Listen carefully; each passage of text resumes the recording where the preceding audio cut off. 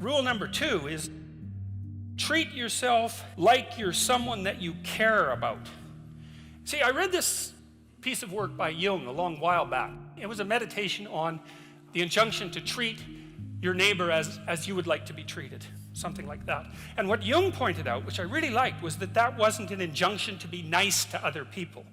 It was an invitation to reciprocity. It was something like this. It's like, you should figure out how you would like to be treated, like you were taking care of yourself, not how you would like people to respond to you. It's more important than that. It's like, imagine you had a child that you really cared for, and someone said, well, people will treat this child exactly like you want them to, but you have to figure out what that is. And so then you'd have to sit down for like a month and you'd think, okay, well, how do you want your child to be treated? You don't want everyone just to be nice to him, you know. You want people to challenge him, and you want people to discipline him, and you want people to tell him when he's wrong. It's like, you don't just want everyone to be nice. That's pathetic. It's pathetic.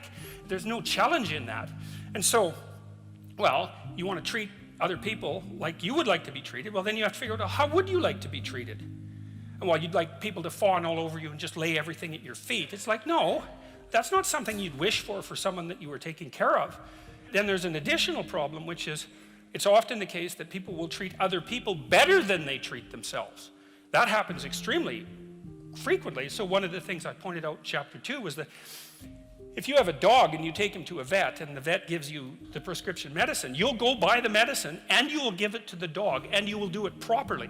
But if you go yourself to a doctor and you get a prescription, there's a 30% chance you won't even pick up the medication. And if you do, there's a 50% chance that you won't administer it to yourself properly.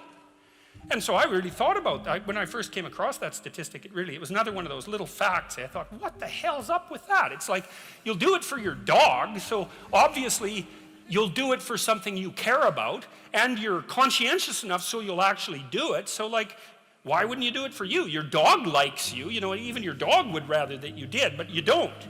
And it's not only because they don't take care of themselves. There's some skepticism about doctors, but you could be just as skeptical about the vet.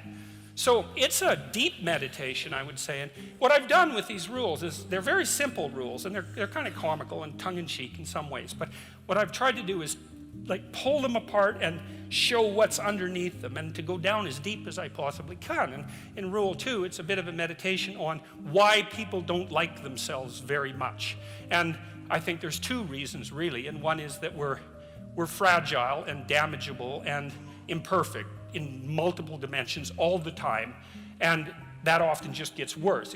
Lots of things get worse as you get old, for example. So it's not necessarily that easy for a self-conscious being who's extraordinarily aware of his or her own fragility, but not just fragility, foolishness and errors. Like, you know yourself better than anyone else knows you, and you know, you might have a certain amount of dislike for someone you know because of something they did, but you know everything you did.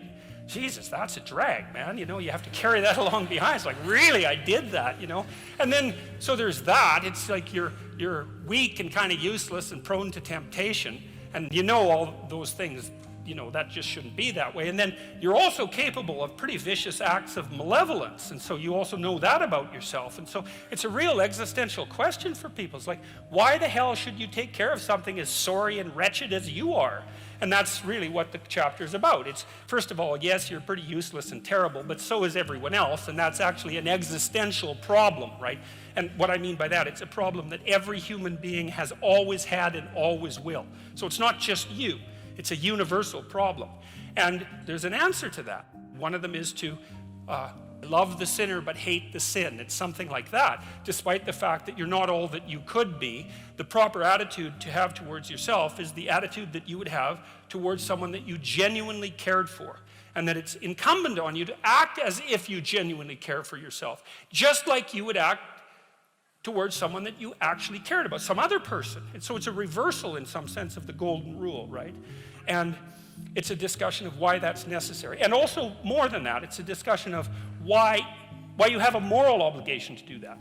It's not just that you should because it would be better for you. You actually have a moral obligation to do that, I think, because you make the world a much worse place if you don't take care of yourself. So you should bloody well take care of yourself, you know, because it's partly because you have something valuable to bring into the world. That's the thing about being an individual. It's the thing that Western civilization has always recognized, that as an individual, you have a light that you have to bring into the world, and that if you don't bring it into the world is a dimmer place, and that's a bad thing, because when the world is a dim place, it can get very, very, very dark. And so it's necessary, not just so that you feel better, not just so that you're a #1 lobster, none of those things. You need to take care of yourself because you're in the best position to do that. And it's necessary for you to take care of yourself. Despite the fact that we're mortal and vulnerable and self-conscious and capable, not only capable of doing terrible things, but actually do them. Despite all that, you still have that responsibility.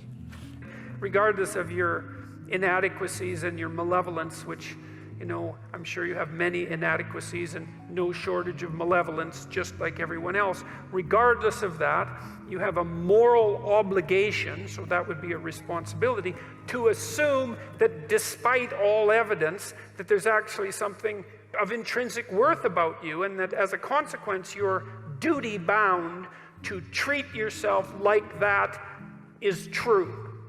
And then it turns out that if you do that, well, then your life gets better.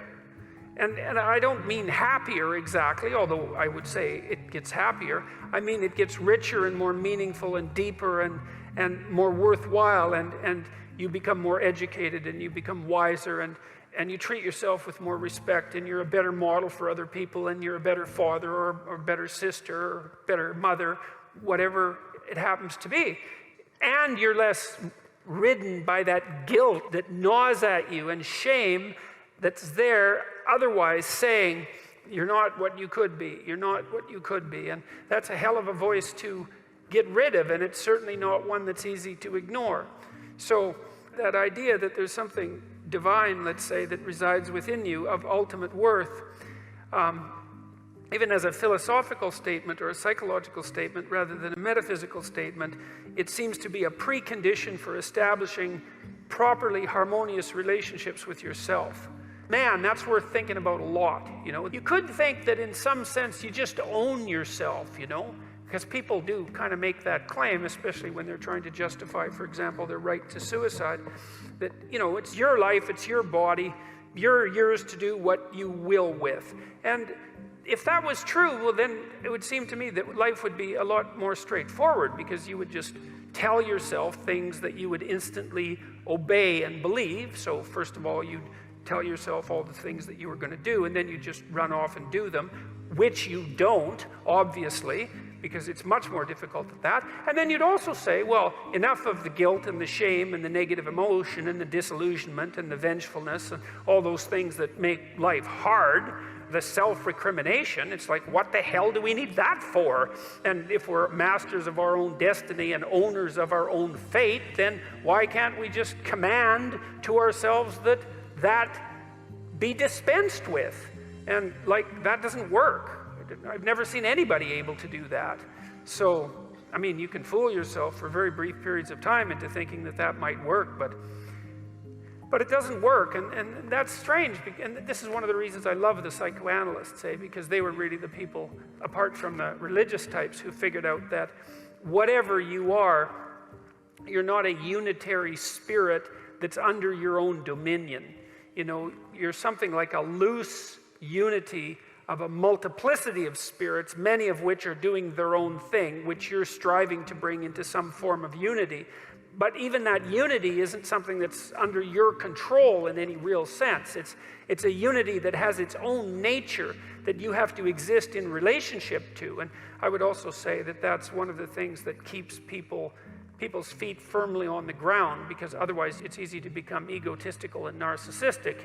If you think that you're the center of your own being, in some fundamental sense, then you're only beholden to yourself. You're sort of a self-created creature.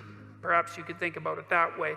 But it doesn't work like that. It's like the ideal that constitutes the unity that you might become then sort of manifests itself as something that you could strive toward, but aren't. And it also serves as a judge. It's the thing that keeps you up at night saying, there's some things you're just not attending to, and you should get at it, because life is short, and there's no shortage of trouble that you might end up in, and a wise person would attend to the dictates of his conscience and lay out his actions in the world according to what he knows to be true and correct.